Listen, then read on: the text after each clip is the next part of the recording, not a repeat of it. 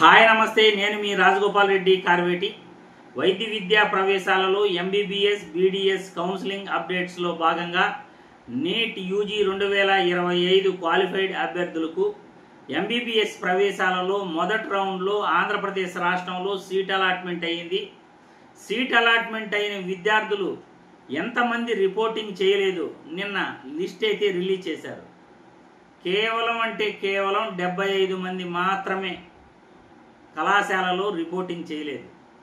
గత సంవత్సరాలలో మినిమం 200, 240, 300 కూడా రిపోర్టింగ్ చేయని అభ్యర్థులు ఉండేవారు. 170, 150 పైనే మినిమం రిపోర్టింగ్ చేయని అభ్యర్థులు ఉండేవాళ్ళు రౌండ్కి కూడా.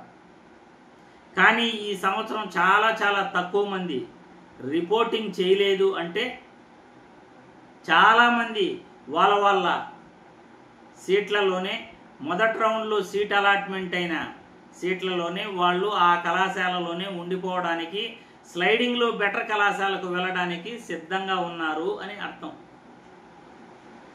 కాకపోతే ఈ 75 ఏదైతే రిపోర్టింగ్ చేయలేదో ఆ సీట్లనే మళ్ళీ భర్తీ చేయడం జరుగుతుంది. కొత్తగా వేరే సీట్లు అయితే రావు. బీసీఏ కేటగిరీలో కనీసం ఎస్వియు మరియు ఏయు రీజన్లో చాలా తక్కువ మంది, కనీసం 1 మార్కు 2 మార్కులు కూడా తగ్గుతుందో తగ్గదో తెలియదు.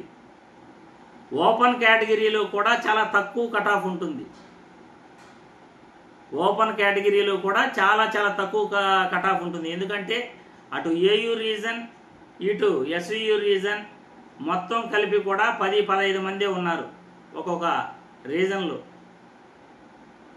10-15 మంది లోపలే, 10 మంది ఏయు రీజన్లో, 12-15 మంది లోపలే ఎస్వియు రీజన్లో విద్యార్థులు ఉన్నారు. ఇక ఆ ఓపెన్ కేటగిరీలో ఏదైతే ఖాళీ పడ్డాయో ఆ సీట్లనే భర్తీ చేయడం జరుగుతుంది. కాబట్టి కట్ ఆఫ్ అనేది చాలా తక్కువే ఉంటుంది రెండో రౌండ్ కూడా అనేది క్లియర్గా అర్థమవుతా ఉంది. కాబట్టి ప్రతి విద్యార్థికి రీటైన్ టు కంటిన్యూ ఆప్షన్ కూడా ఇంకా ఇవ్వలేదు. ఎందుకంటే అదే కళాశాలలో వాళ్ళు కంటిన్యూ అవడానికి రీటైన్ టు కంటిన్యూ ఆప్షన్ అనేది ఇవ్వటం జరుగుతుంది. ఆ ఆప్షన్ పెడితే మీరు ఏ కళాశాలలో అయితే జాయిన్ అయ్యారో అదే కళాశాలలో కంటిన్యూ అవుతారు. లేకపోతే ఆటోమేటిక్ అప్గ్రేడేషన్ ఉంటుంది. ఇప్పుడు ఎవరైతే అప్గ్రేడేషన్లో ఖాళీగా ఉన్న సీట్ వ్యాకెన్సీస్ భర్తీ చేస్తారో ఆ ఖాళీ అయిన సీట్లకు ఒక కళాశాల నుండి ఇంకో కళాశాలలో భర్తీ చేయడం జరుగుతుంది. ఆ రకంగా వెళ్ళాలి అంటే అక్కడ సీట్లు ఖాళీ అవ్వాలి. కాబట్టి ఇప్పుడు కర్నూలు మెడికల్ కళాశాల, ఆంధ్ర మెడికల్ కళాశాలలో జాయిన్ అయిన విద్యార్థులకు వాళ్ళు ఆల్ ఇండియా కోటాలో జాయిన్ అయి ఉంటేనే ఆ సీట్లు ఖాళీ అవుతాయి. ఎస్వియు నుండి కర్నూలుకు, రంగరాయ గుంటూరు నుండి ఆంధ్ర మెడికల్ కళాశాలకు వాళ్ళు అప్గ్రేడేషన్ అవుతారు. ఎంతమంది వాళ్ళు అప్గ్రేడేషన్లో వెళ్తారో అన్ని మళ్ళీ కింద ఉన్న వాళ్ళు మళ్ళీ పై కళాశాలకు వెళ్ళటం జరుగుతుంది. ఇది ప్రక్రియ.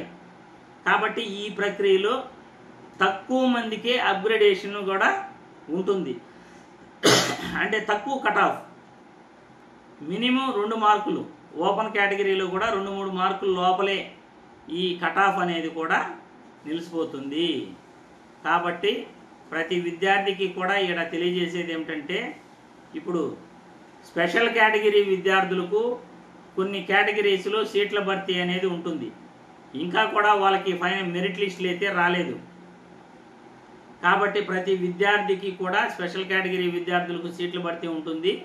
ఇక్కడ ఏదైతే 75 మంది రిపోర్టింగ్ చేయలేదో ఆ సీట్లను 75 సీట్లను ఆయా కేటగిరీల్లోనే మళ్ళీ భర్తీ చేస్తారు. ఎక్కడ ఏ కళాశాలలో అయితే వాళ్ళు రిపోర్టింగ్ చేయలేదో ఆ కళాశాలలో ఆ కేటగిరీలు ఎంఆర్సి రిజర్వేషన్కు ముందు రిజర్వేషన్ విద్యార్థులు ఎవరైతే రిజర్వేషన్ లేకుండా సీటు పొందారో ఆ కళాశాలలోనే సీట్ అలాట్మెంట్ ఉంటుంది. దాని తర్వాత వాళ్ళకి అదే కేటగిరీకి అప్గ్రేడేషన్ పైన ఆ కళాశాలలో సీటు భర్తీ అనేది చేస్తారు. కాబట్టి ప్రతి విద్యార్థికి కూడా ఇక్కడ తెలియజేసేది ఏమిటంటే, ప్రతి అప్డేట్ కూడా మనం కౌన్సిలింగ్ అప్డేట్స్ ఇస్తాము. ఇక కళాశాలలో చేసి 22వ తారీఖు నుండి ప్రారంభమవుతాయి. ఈ నెల సెప్టెంబర్ 22 నుండి కళాశాలలో ఎంబీబీఎస్ కోర్సులో జాయిన్ అయిన విద్యార్థులకు అటు మేనేజ్మెంట్లోను ఇటు కన్వీనర్ కోటాలోను ఇద్దరికీ కూడా 22వ తారీఖు నుండే క్లాసులు ప్రారంభమవుతాయి. రెండో రౌండ్ ఎదురు చూస్తున్న విద్యార్థులకు కూడా 10వ తేదీ కానీ 11వ తేదీ కానీ ఈ యొక్క సెకండ్ రౌండ్ కూడా రిలీజ్ చేసే అవకాశాలు ఉన్నాయి. ఈలోపు స్పెషల్ కేటగిరీ విద్యార్థులకు మెరిట్ లిస్టులు రావాల్సి ఉంది, పెండింగ్లో ఉన్న స్పెషల్ కేటగిరీ విద్యార్థులకు. కాబట్టి ప్రతి అప్డేట్ కూడా మీకు ఏదైనా డాక్టర్ ఎన్టీఆర్ హెల్త్ యూనివర్సిటీ నుండి వస్తే తెలియపరుస్తాను. ఇక రెండో రౌండ్కు సంబంధించి కూడా కౌన్సిలింగ్ ప్రక్రియ అయితే ఆల్ ఇండియా కోటాలో కొనసాగుతుంది కాబట్టి వాళ్ళు కూడా 19వ తేదీ వరకు రిపోర్టింగ్, 11 నుండి 19వ తేదీ వరకు రిపోర్టింగ్ చేసే విద్యార్థులకు టైం ఉంటుంది. ఆల్ ఇండియా కోటాలో కూడా ఎంతమంది జాయిన్ అవుతారు, మళ్ళీ రెండో రౌండ్కి ఆల్ ఇండియా కోటాలో స్టేట్ రౌండ్ నుండి ఆల్ ఇండియా కోటాలో మంచి కళాశాలలో సీటు వచ్చిన అభ్యర్థులకు బయట వెళ్తే మళ్ళీ కూడా ఖాళీ అవుతాయి మూడో రౌండ్కి.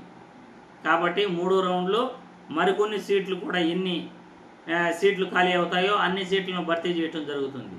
కాబట్టి రౌండ్కు కూడా సీట్లు ఖాళీ అవుతూ ఉంటాయి. ఓపెన్ కేటగిరీలు మినిమం 10 మార్కుల వరకు కట్ ఆఫ్ అనేది ఖచ్చితంగా తగ్గుతుంది. ఈ యొక్క బీసీ, ఎస్సీ, ఎస్టీ కేటగిరీలు రిజర్వేషన్ విద్యార్థులకు తక్కువ కట్ ఆఫే, 5 మార్కులు కూడా కట్ ఆఫ్ అనేది చాలా కష్టంగా తగ్గటం జరుగుతుంది అని ఈ వీడియో ద్వారా నేను తెలియజేస్తున్నాను. ఇప్పుడున్న పరిస్థితి బట్టి రెండో రౌండ్కి దాదాపు కట్ ఆఫ్ అనేది కొన్ని కేటగిరీల్లో తగ్గే అవకాశం కూడా కనపడట్లేదు. బీసీఏకి కొన్ని కేటగిరీల్లో తగ్గే అవకాశం కూడా కనపడట్లేదు.